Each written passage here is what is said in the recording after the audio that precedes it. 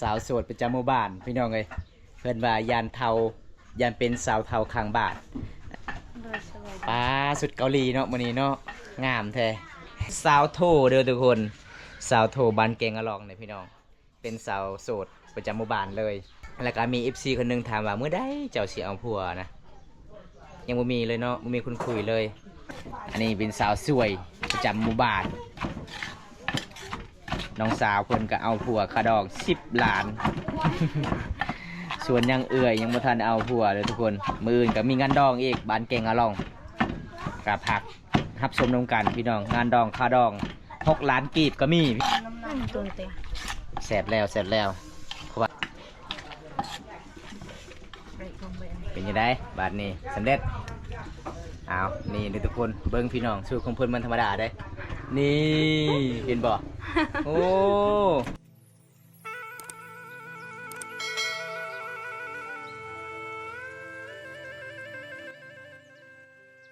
เอากับสวัสดีทุกคนสวัสดีบรรยากาศยามต้นเที่ยงนะทุกคนนะ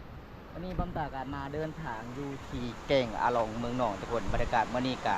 สุดยอดหลายพี่น้องหลังจากบำตากาไปเที่ยวแก่งละกาไปคามมุ่งหน้าไปสู่บ้านแก่งอะลองพี่น้องไปตามคิดวิถีชีวิตสาวลาวเขตนั้นก็คือไปเยี่ยมไปยามสาวโถพี่น้องโดนเลยบำตากาไม่ได้ไปเยี่ยมไปยามเลยวันนี้ฝนฟ้าอากาศมันก็ฮ้อนหลายกันเลยผู้ชายผู้สาวผู้บ่าวแค่เขาเจ้ากลับมาเที่ยวแก่งอะลองเมืองหนองเพราะว่าช่วงนี้ใกล้สิฮอดเดือน4แล้วทุกคนเลยเมื่อนี้ก็คือชาวบ้านกับมาบ่หลาเดี๋ยวพี่น้องมื้อนี้เดี๋ยวทุกคนบอกพี่น้องนี่เป็นแก่งชาวบ้านแก่งอะลองกันสุดแล้วเขาเจ้ากะหาปลาหาห้อยแล้วก็หาปลาขย่องก็มีจุดนี้เลยทุกคนธรรมศาสตร์สุดยอดหลายเลยทุกคน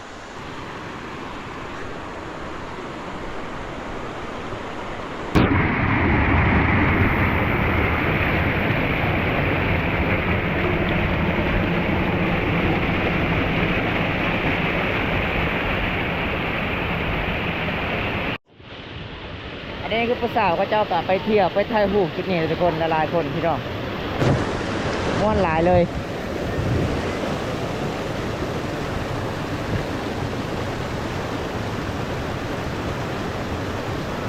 แกงอะลองเมืองนองแพร่สนาเขตแกงอะลองมีแต่แหล่งท่องเที่ยวแกงอะลองด้วยทุกคนก็สามารถเชิญเที่ยวได้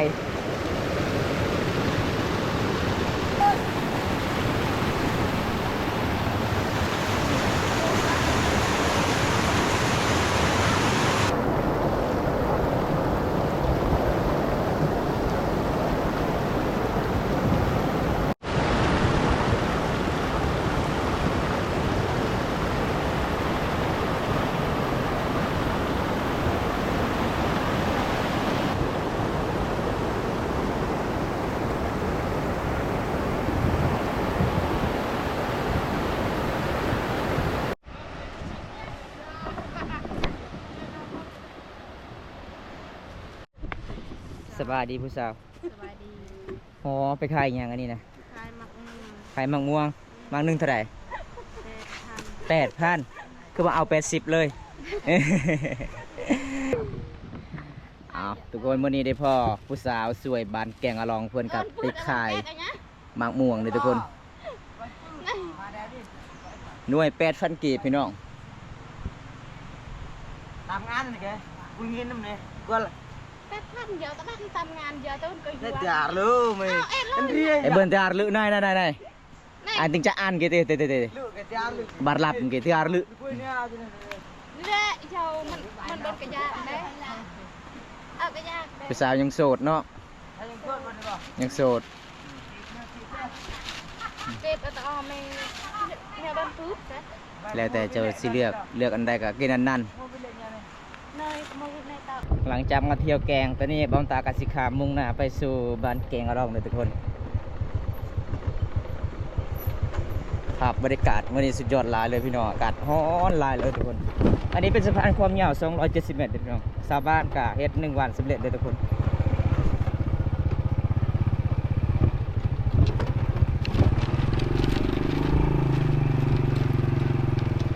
แล้วคนก็เจ้ากับไปเที่ยวจุดนี้พี่น้อง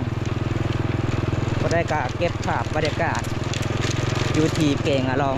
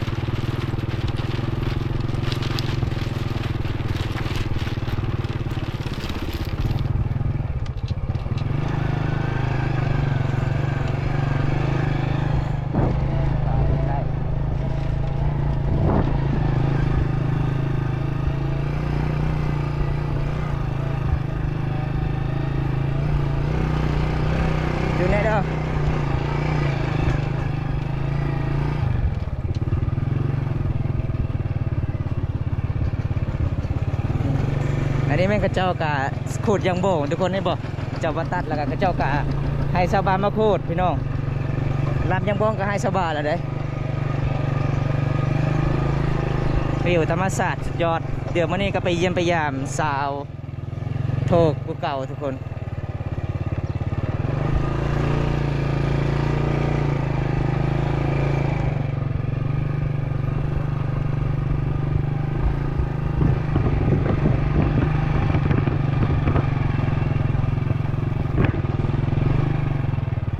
ทุกคนหลังจากมาเก่งอะลอง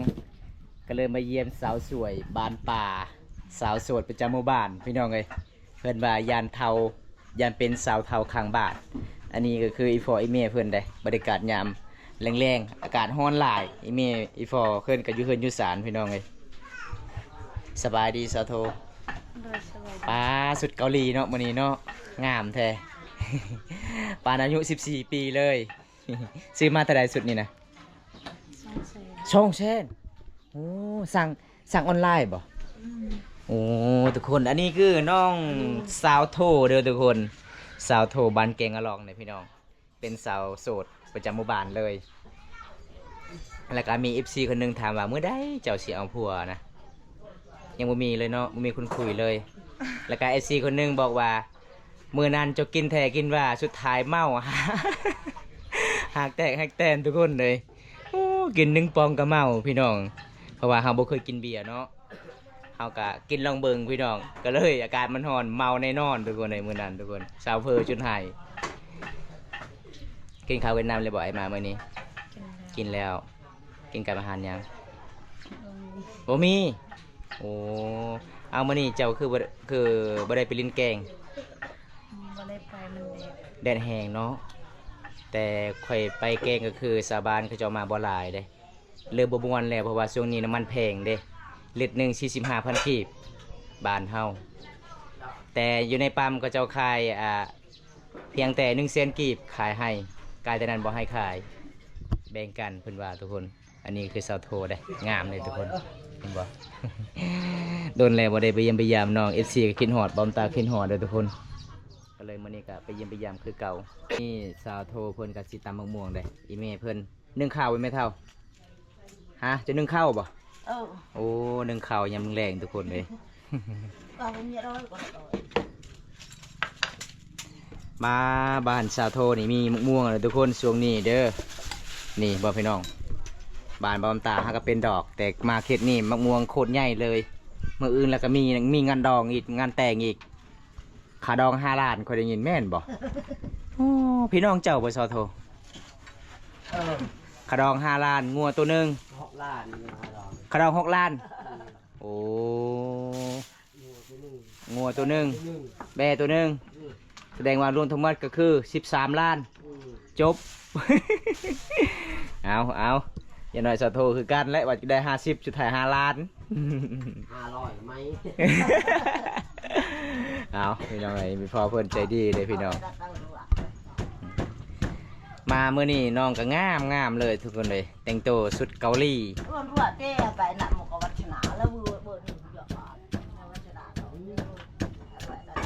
เขาจะไปนอนหรือว่าไปกลับไม่เท่าไปกลับบอกโอ้กินข้าวกินน้ำเลยกลับเลยโอ้เพราะว่าเงิน6 ล้านเขาทอกเลยเนาะโอ้ให้มาเรียบร้อยมีแต่ไปกินอย่างเดียวหลังจากนั้นกินงัวแล้วก็กลับเลยทุกคนประเพณีบ้านเฮาแต่มันนี่พี่น้องเอ้ยเดี๋ยวมือบ่มตากะอัปเดตให้ซีนะครับชมงานแต่งชนบทหมู่บ้านแกงอะลองหมู่บ้านเจ้าเบ่าวทางบ้านดันไก่ซ้อนบ่อ๋อบ้านไก่ซ้อนไปสู่บ้านแกงอะลองทุกคนถ้าผู้ใดอยากมาบ้านแกงอะลองก็คือแวะมาหาสาวโทได้เด้อ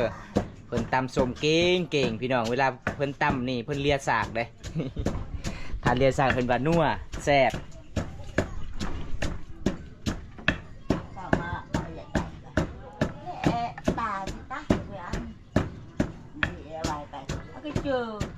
chị nắng mà cả chậu mới chưa ở chậu còn chưa ở chị nắng ở chậu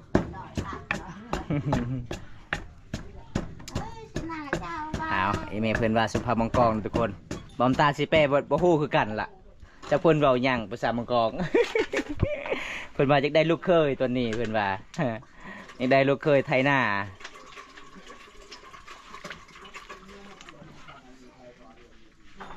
มื้อนี้ก็คือไปชุดก่อนๆก็คือเซาโทก็กินส้มบ่ได้มาสุดนี้ก็คือกินได้ทุกคนคลำเพิ่นว่าบ่สบายบ่มีเงินซื้อยาเนาะ มาก็2-3 มื้อนี่กินได้ โอ้จะซื้อยามาแต่ไสแต่ประเทศเวียดนามโอ้ซื้อมาเท่าใดน้อง 300,000ก็คือยังติดหนี้ เป็นนี้ โอ้พี่น้องเอ้ยบ่ได้ใจดีก็ซื้อซอยน้องเด้อพี่น้องเพราะว่าน้องบ่สบาย รึกระจ่าตะแกงดับโปรยบริปุยเลย อ๋ออีเมลเพิ่นว่ามื้ออื่นก็คือเวลามาบ้านเฮานี่ก็คือทากินข้าวกินน้ำเด้อมื้ออื่นก็คืองานดอกแล้วทุกคนเห็นบ่พี่น้องมาคิดเชิญบทต้องใจดีแบบนี้พี่น้องเอ้ยเจ้าก็บ่คิดที่ตามาบ้านแกงกะลองกะคันเชาโทรเอาผัวแล้วเลยพี่น้องมาบ่ม่วนแน่นอนก็คือพ่อแม่เพิ่นใจดีเด้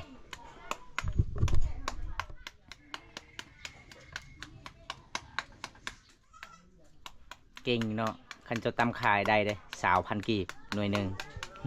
อันนี้ก็เจ้าขายหน่วยหนึง8,000 กีบโอ้โคตรแพงเลย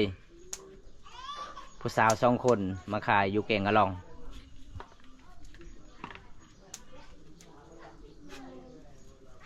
ยาวในเลยอยากกินหนักแพงหนักอะไร โลหนึ่งก็20,000อย่างนี้ มุกโรยไปกว่า ตีต่อ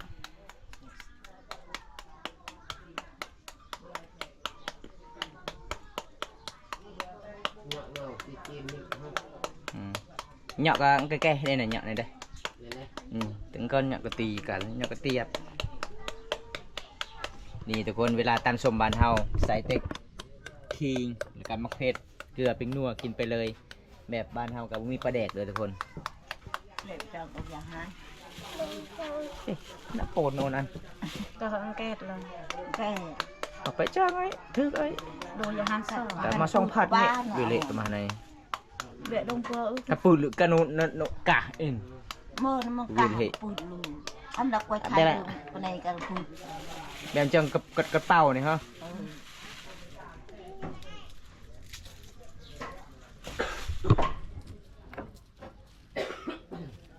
วันนี้น้องบ่สบายน้องว่าจะกินส้มแน่พี่น้องเพิ่มพลังจากบาท ถ้ากินส้มนี่แล้วมีแห้งสิพรลำวงมืออื่นมีงานดองได้เอา ไอ้มันก็เบ๊กอันไหนปวดชู อ้อยเปิดชูสีใจเองดิ เดินchưa no tao hả เออ แบบอันมาเจ็บอยากจะมาเยอะ giờกี่tỷ lệ cái em มาดูเลย ồ cái khả đo mới lẽ kì กี่เบิ้ลกี่ อันนี้มาทอด15 nhớ ấy mà kỳ khả đo nó văn nghiêng ghế bảo xìm ha แล้วรวย15แล้วเดือน15 xịp họ khả đo ồ 30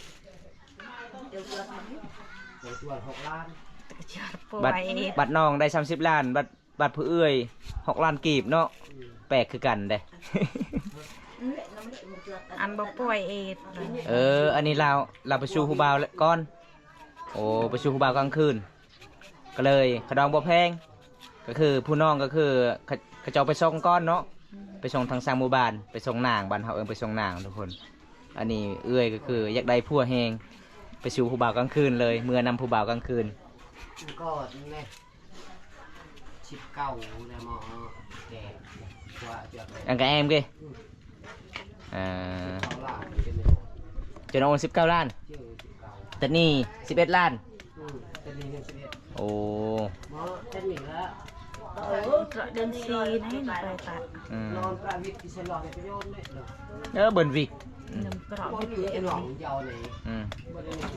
ดอกกระออมไปเอ้ย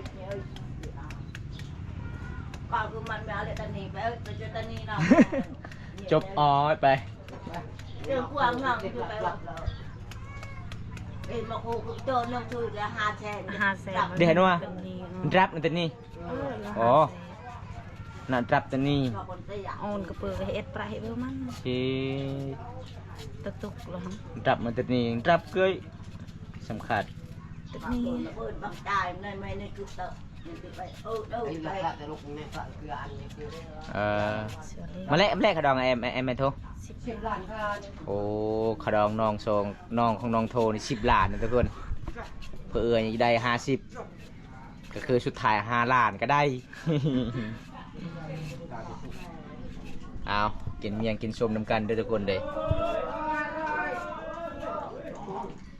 อยู่กันเจ้านี่ชาวบ้านมักเราไปลินเนาะอีพ่อแม่เจ้าใจดีเด้เลยก็เจ้ามักมาลินมาแอนตามตารางเทือนก็เจ้านอนพักผ่อนอยู่เตียงทุกคน เรียนเนาะ ăn đau chịu đốt con chịu đốt đã ติดกระจุกมาแล้วขดอง con phạ con kia bài บาง này ที3 ล้าน3 ล้านกี่คือไม่ได้รับเรื่องเดียว เอาเสอะมาเลยไอ้จ้า này họ hai bôn nhẹ sữa dạ bôn nhẹ อันนี้หอบหอบแล้วหอบไปย่อ cái này lọc sang cũng đã mẹ น้ำตัวหน่อยๆเหยาะ ví dụ nó nặng cái luôn Kêu bạ. luôn cái mày nặng cho cái mày หอบแล้วหอบ เบอร์ก้อนเจ้าไหน mơ ไปจ่าเจ้า ông chắc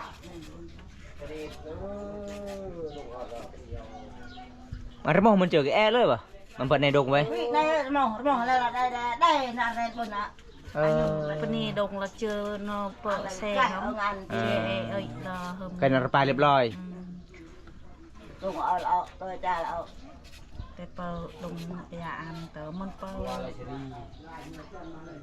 เบอร์สนาให้จันนันแตกนี่ได้นะก็ลิงthìคันแอร์ดุงโฉมthìก็ระอินกันหนูแตกให้กันไหนเด้ ได้เนี่ยลุงชื่อ ใส่จากหน่วยอีกอย่างก็2 หน่วยเจ้ามักเนาะโอ้เอาเป็นว่าใส่ที่2 หน่วยใส่3 หน่วยมันขีกเลยใส่คู่เด้ nên tại cha luôn cũng đâu ไม่ย่างไม่เจ้าหวดกับไม่เจ้าหวด หวดเจ้าไม่แล้วโอ้พี่น้องเอ้ยแหงไม่เนี่ยนี่เนาะ ขาดหมดพี่น้องถึกไผ่เวลาก็เจ้าดึงเข่าย่านโซโทได้1 เข่า nàng khổ nào cũng cha rồi ดังไผ่ให้มันลุกแห้งเลยมันถึกหวด ลุง lúc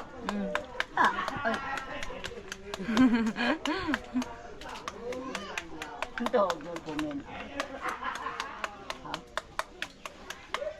เนี่ยกว่าที่กู มันไปเด้อไผ่เท่า เดินที่ เราทะเลนะ ถ้าบ่เนี่ยผม หัดดาว กูจูไผ่แต่โปรยไผ่วินทะเล รถวิลตะเลนไทยแต่ 6 โมง cái này huy mô mình cho mình โอ้ไปเด้อนี่ไปเด้อเราเออ một cái cùi này đây vào nó nặng คุยได้เราไอ้ใหญ่รถเองเด็ดหัว อืม ลำพูน้อง nó ơi đồng ấy โคลำพูเราตะเลยน้ำมาชุบบ้านถึงอากาศนานตาอย่าเลี้ยวอากาศ Nhà nhà là bớt tạ giờ nhà cả ủi tạ còi chợ lự nhằm này cay thác nhằm này cả mà đạt gọi chùa mấy đăng thế tạ còi không bây giờ mới lấy chuột để tạ còi đây เดินคอจะมองม่วง này lời này bớt cay thácไปเอ็ดอาการchếtกูไป จ่ายเงินกับมันก็มันเชิงชาดอกไม้ จ่ายเลย จ่ายแล้วพี่ดอกมันก็อันกระปูดางกระปู อ๋อรึงเลยฮะไอ้กี่อันกระปืดกี่ครับ cònจ่ายอัน อ๋อทากรึงอัน ไปละหมัง อันไหนกี่ก้อนนั่งแก๊ส อันกระปืด กี่ก็ อันกระปูดกระเตมหลวงก้อนอันไหนก้อนอันนี้ปุกจ่ายจ่ายบักจ่าย em cal bơm ở game em ơi là hảมันเบิ้มไหน จ่ายบักมันเบิ้มnày làมันแหวง anh cái kẹt này đắc nợ qua mặt ở game bơm cái con vô kí con qua mặt cái còn phà màm hả chậmจ่ายcái để bắt มาฉุกในกายมันกันตุ๊บไหม nhiều ăn cái tê ăn cái bưng cái già cái tê với sinh ri cái gì cái em đây chỉ làm cái già bay bỏ ไปมาโกนกะยา ใจเด้บ้านนี่ ไปกะยา ไป ไปแต่เชียงรีมวย เออ จังกีมวย เอาไว้กี่พวกมาให้เอ็ดในพิเรียกกี่cái bọc mỏ rồi เชียงรีบ้านอังการอันแซงบางกะยาแต่เป็นปไตย bọc tin tạc của bọc โอ้ปัดตัวแต่พลึกน่ายับเลย cái tà sạc cái của mình bọc ở trên sẹp vào เบาชี้แซง บอกว่าปืดเนี่ยโอ้ กรึบ พลสิตกนอสะโทขันพลตกนี่จะเกียมรถอึ่งออกในนอนกับกบหัน กี่น่ะเราไปกระเทบเลย เออไกลเลยฮะตีกระเฮบ thì là do lần lần thay thẳng thay อายุจามจื้อตีกระเฮบนั่นน่ะนุ่จัว là rui là อ่ะกำปืนปืดกี่ tôi tiền bằng công ty là rui ไก่ยังเกาะ โก้มันก็ซาซาซา à sao ta ta เออ thật liệm một chuyện đúng không หาวพี่น้องขอโทษด้วยทุกคนเลยเฮากะเว้าภาษาท้องถิ่นเฮาเนี่ยภาษามังกรลงมาเล่นกับอีเมเพิ่นอีเมเพิ่นว่าคันเพิ่นตกนี่กะไปจับป่าอยู่ศิลานองมันหลายเลยทุกคนอยู่เก่งเด้เพราะว่าบ้านเฮาเพิ่นยังบ่ทันตกเลยเพราะว่าได้ยินแต่เสียงพาห้องพี่น้อง นี่มันจ้า อันนี้น้องโทเพิ่นสิตำเขามักม่วงก่อน อันนี้ลุงน้องสายลาด้วยนี่เนาะโอ้น้องสายลาผู้สาวอีกยังคนหนึ่งถ่าสาวโทเอาผัวยังอีกทุกคนเลย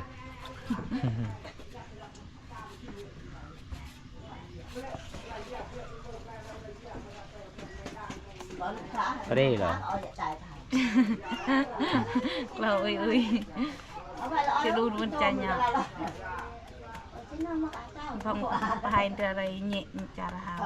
ai phải sợ đâu dạ đây coi như thế nàng ở trên nàng nó bay cài cái ta nàng cài nát ngọc lao trên hoa rồi đi tao ở treo มันเด็กอายุฮันนี่ตา tạm thôi อายุฮันนี่ในจาน lan lan song sen สิบละ 90,000 10 lah กันสองล้านรุ่นแบบสิบนะ hmm. นี่เยอะนะฮะ 6 bar plah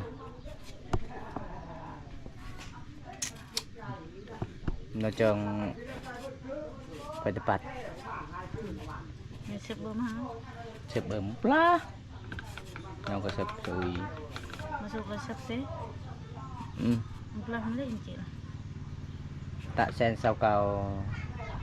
để plah sen ha cầm lại một plah sau ít phát giờ tới mưa hơn nó sẽ chờ hàng kịch sổ ไปบนปากกาเชียเจอไอ้สุกเต้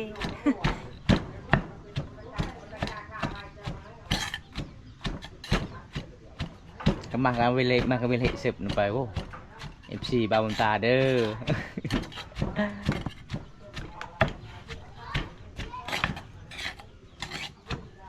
น้ำกีตะสาตะสีกรอกกับสีพายปลาหอมขิงเป็นตะเสบลายเลยทุกคนนี่เพิ่มพลังผ่าเพิ่มไปแล้วมีแต่แรงเข้าป่าเด้อทุกคน บ้านเฮาบ่มีห้องน้ำเลย ไปเหยียดจ่าลำปเลย Thế ai là đạo chích bé ơi mà ai hả nó giờ theo đây giờ hưởng giờ น่าจะเสพลายเนาะคอยเบิ่งจะตามเก่งเลยอร่อยมากเลย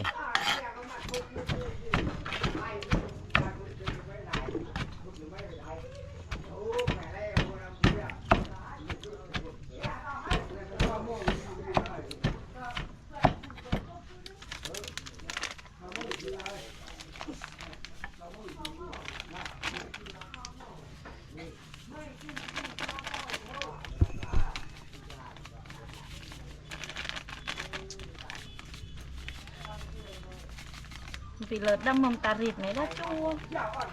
ไปเดินเลย ปีเลิศได้ชัวกับมุมตาริด giờ cứ nên xem sụp ó sụp cho sụp xô xô xong từ đó ăn cái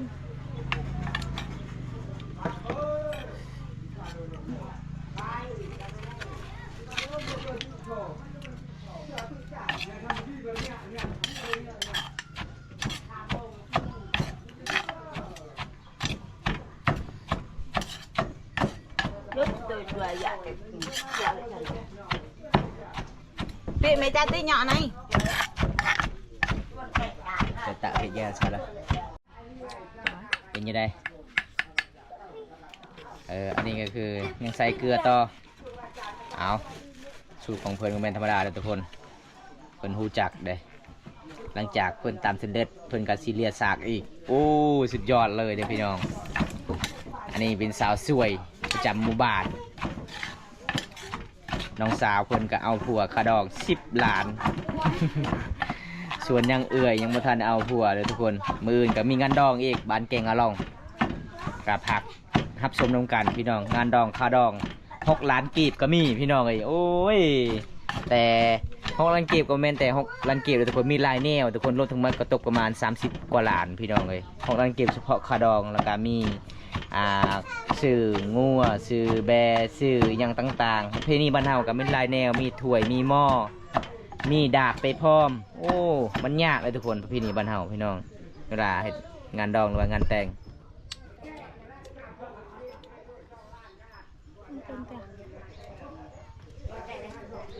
Chỗ đậu hả? Chỗ đậu không mình nhận trả เอานำปลาแดกบ้านเฮาเอาจัดไป Chỗ bé นำปลาแดกบ้านเฮาก็คือนำสางที่ซาโทไปตักทุกคน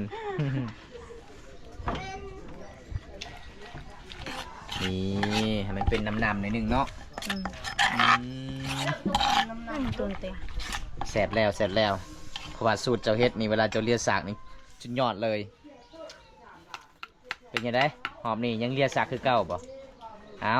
อีกอย่างอีกโอ้ใส่ปิ้งนัวใส่ลายแสบลายถ้าใส่ลายกับพรมลนเอา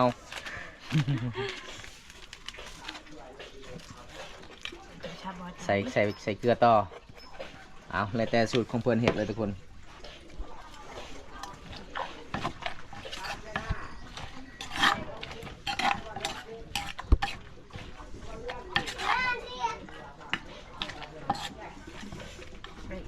เป็นยังไงบาทนี้สำเร็จเอานี่ทุกคนเบิ้งพี่น้องสูตรของเพื่อนมันธรรมดาได้นี่เห็นบ่โอ้แบบมันสิ้นแล้วพี่น้องเอ้ยมันเสียดายติดสากน้องก็เลยเลี่ยเวลาตำแล้วสากต้องเอาไว้จุดนี้พี่น้องเอ้ยอันนี้ก็น้องเจ้าเนาะอันนี้เนาะน้องใส่มี2 คนน้องยิงมี1 คน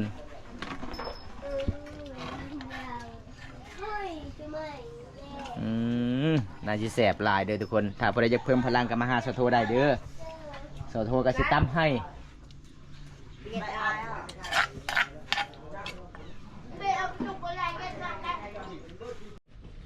หลังจากเพิ่นตำแล้วตอนนี้เพิ่นก็สิเหยาะให้กินทุกคนเห็นบอกพี่น้องเมื่อยิ้มมายามเมื่อใดน้องก็ใจดีแห้งลายเลยทุกคนเลยนี่งามคือเกาหลีเลยเมื่อนี้ เมื่อนี้น้องสุดนุ่งชุดเกาหลีสไตล์เกาหลีอีกเพิ่นว่านุ่งชุดเกาหลีกับบ่มีไผมักแล้วเลยเพิ่นว่า เอาMC นี่เด้อ Mà đơ kinh xôm năm can đơ ภาษามังกรเด้ Chà nhỏ จันเหยาะยังอันนี้ Nhỏ mua อย่ามะม่วงเอามะม่วงกับมะม่วงคือกันเนาะโอ้มาทุกคนนี่เด้อพี่น้องหน้าตาเป็นแบบนี้ทุกคนน่าสิแซ่บหลายเลยพี่น้อง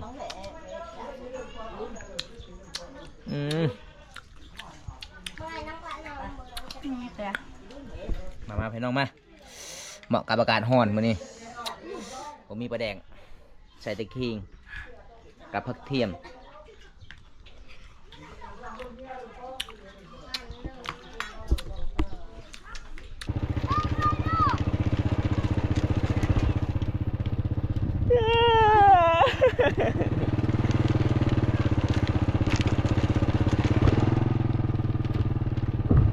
ากาศยามแรงๆทุกคนเขตชนบทบ้านแกงอาล่องเพื่อนเปิดเลยไปทำไมไปอากาศป่ะโอ้เคยเบิร์นอากาศเลยเบิร์นเหรอโอ้ก็จะเอาไปตึกเบ็ดไปสิดเบ็ดพี่น้องเห็นบ่เบ็ดตะมวนลายทุกคนบรรยากาศยามแรงพี่น้องผู้แซ่บผู้สาวเขาเจ้ากาลองไปอาบน้ำจุดนี้ทุกคนนี่จุดนี้แหละพี่น้องสุดยอดลายบรรยากาศยามแรงๆอยู่ที่บ้านแกงกะลองหลังจากบ้านตากามาเยี่ยมมายามสาวโถเด้อทุกคนก็เลยมื้อนี้บ้านตากาสิปิดคลิปก่อนพี่น้องกะจบไว้เท่านี้ก่อนมื้อนี้กะไปมัดมือพี่น้องอยู่ที่แกงกะลองเลยไปรับชมบรรยากาศสุดยอดลายวิวธรรมศาสตร์เขตนี้ทุกคนเอาคลิปหน้าพบกันใหม่ทุกคนขอกล่าวคำว่าสบายดีเด้อพี่น้อง